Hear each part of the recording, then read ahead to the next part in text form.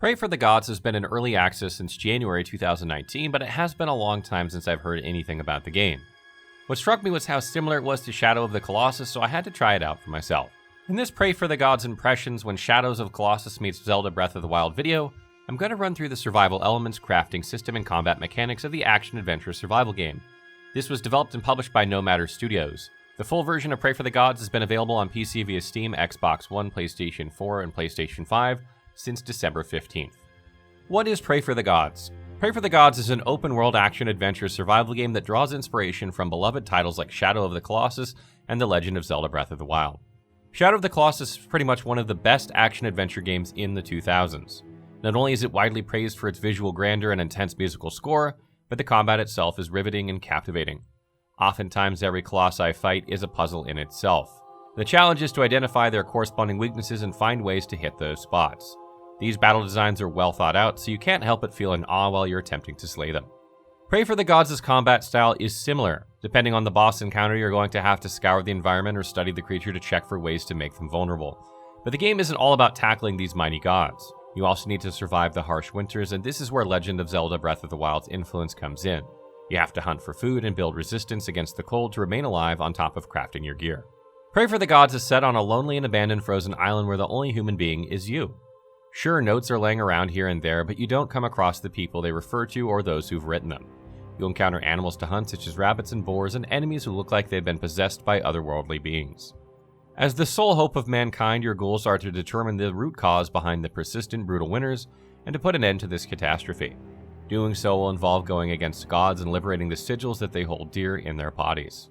Setting forth into this unknown, dangerous world and without anyone else to rely on but yourself, will you make it out alive?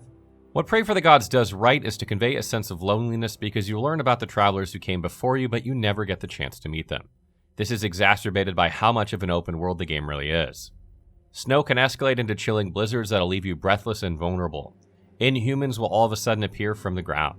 Nowhere is safe, and you sense how futile it is to make this journey alone. Praey for the Gods has decent visuals evoking strong emotions of melancholy from the glaciers and cold waters to the island's vast nothingness and abandoned dungeons. There's so much to explore given the size of the world. In terms of the audio, you won't have the same level of quality of Shadow of the Colossus, but you'll be treated with the game's uniquely haunting soundtrack. From the harsh winter breeze as you're exploring the world to the ominous music when you're trying to figure out how to climb and defeat a boss. These are cohesive and effectively executed to enhance the feeling of despair that the game strongly showcases. My one concern is the exaggerated sound effects when it comes to fighting against monsters or chopping wood because these are quite unrealistic. As such, it distracts from the immersive experience that Praey for the Gods is trying to achieve. Praey for the Gods utilizes survival elements where you not only have to manage health and stamina, but you also need to be aware of your hunger, exhaustion, and cold resistance levels. Climbing stone structures, gliding from one cliff to the next, and swimming frozen lakes will make you hungry and exhausted. In turn, stamina won't replenish as fast as intended. To solve hunger issues and to restore health, you'll be picking up berries and hunting rabbits and boars.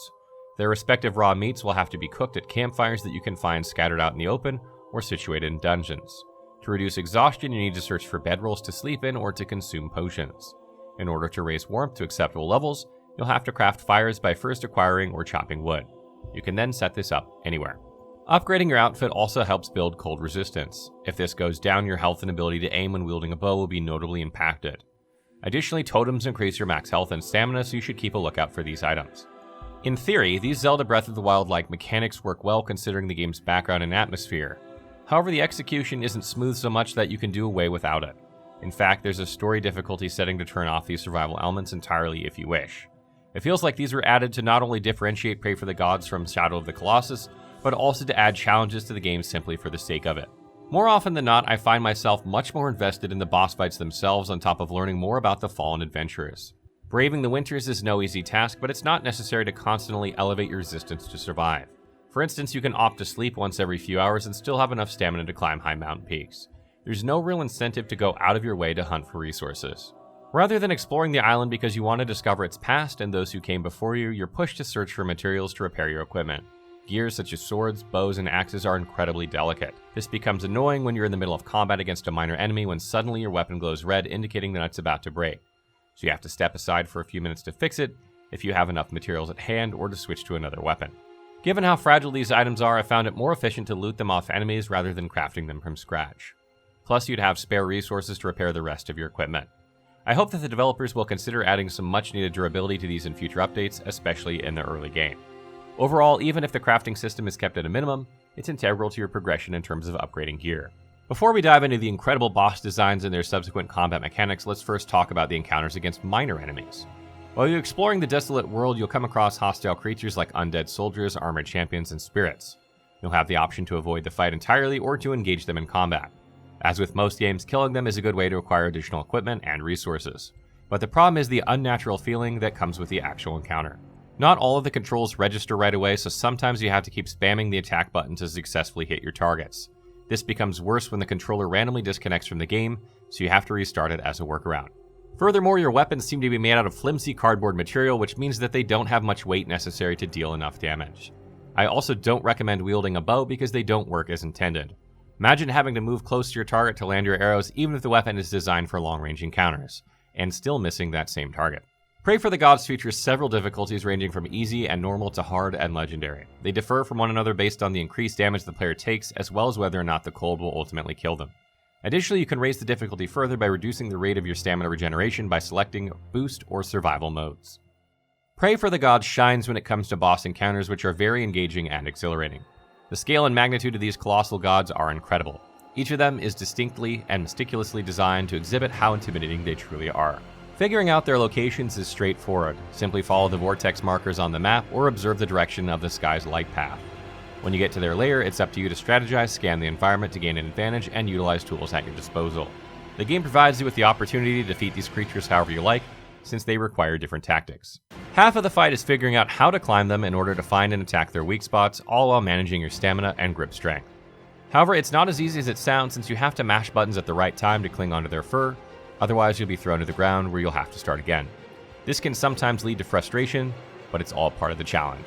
What's different from Shadows of the Colossus is that you won't be using any of your weapons to deal deadly blows. Instead, you'll be pulling and pushing contraptions located on the boss's weak spots, also known as ringing the bells, to defeat them.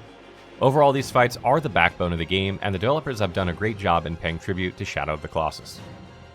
Final thoughts. Praey for the Gods is a commendable achievement for a team comprised of only 3 people. Through sheer dedication, they've shown us what it means to build a game that takes the best elements of Shadow of the Colossus. Although there are some issues with the survival elements and general combat style, Praey for the Gods manages to set itself apart due to how well the execution of the boss fight mechanics are. One thing is for certain, the good aspects of the game are really good. If you've been wanting to relive the wonderful experience that Shadow of the Colossus has provided, or if you intend to challenge yourself by defeating imposing and intimidating gods, then this action-adventure game may be for you. It also features beautiful visuals and an amazing soundtrack. You can purchase Praey for the Gods for $29.99 USD on Steam, PlayStation 4, PlayStation 5, and Xbox One. What are your thoughts on Praey for the Gods? If you've played it, what is your favorite part of the game? Let us know in the comments below.